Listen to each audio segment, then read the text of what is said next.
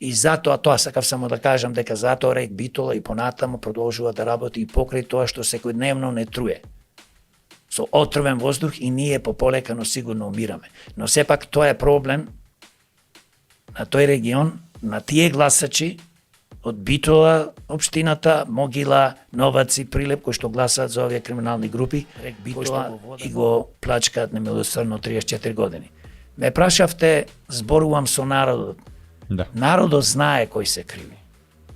Народот секојаш вика дека ајдете, вие демократи сте честни луѓе, да, излезете, направите, борете се, имате одлични предлози, ни ги читаат нашите предлози, ние секојдневно сме застапени по социјалните мрежи, се разбира сме блокирани по медиумите, бидејќи медиумите љубат, сакаат да ги форсираат овие криминални партии, што биле, што се на власт, тие секојаш се на власт преку централна и локална власт, и да опстанат бидејќи од нив добиваат доста пари.